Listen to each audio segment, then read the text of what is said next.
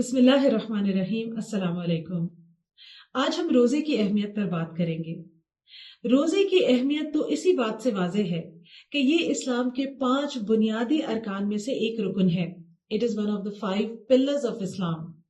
नबी अकरम सल्लल्लाहु अलैहि वसल्लम का इरशाद है, सही बुखारी की हदीस है कि इस्लाम के 5 बुनियादी अरकान हैं।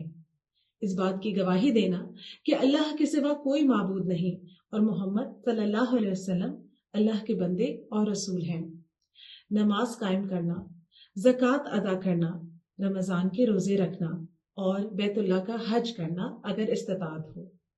अगर हम सौम या रोजे के मानी के बारे में बात करें तो इसके मानी है रुक जाना, और शरई इस्तिलाह में इससे मुराद है अल्लाह की खुशनुदी के लिए एक मुसलमान तुलुए फजर से गुरूब आफ्ताब तक कुछ कामों से रुका रहे, मसलन खाना पीना या मियाँ बीवी का खास ताल्लुक।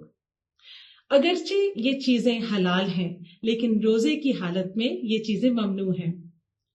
आप देखें कि रोजे का मकसद भी हमको रोजे की तारीफ यानी उसके मानी और उसके जो अमल है उससे वाज़ेह हो जाता है। अल्लाह ताला कुरान पाक में इसका मकसद बताते हैं, लअल्लकुम तत्तकून।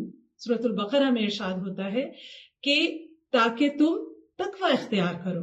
तो रोजे का मकसद है इंसान के अंदर ज्यादा से ज्यादा तकवा पैदा हो। तकवा क्या है? दिल में अल्लाह का डर, दिल में अल्लाह की मोहब्बत, अल्लाह का ऐसा खौफ कि इंसान हर काम करने से पहले ये सोचे और ये देखे कि क्या ये जायज है या नाजायज है, हलाल है कि हराम है, क्या इससे मेरा अल्लाह राजी होगा या कहीं मेरा अल्लाह नाराज तो नहीं हो जाएगा।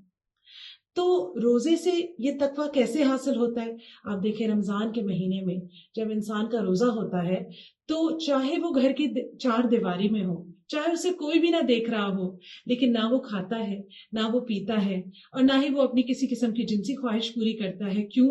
महज इसलिए कि अल्लाह ने रोजे की हालत में उसको इन चीजों से मना किया हुआ है। तो रमजान में बहुत सी हलाल चीजों को भी इंसान नहीं कर रहा होता क्योंकि अल्लाह ने रोजे के दौरान उन चीजों से मना फरमाया है।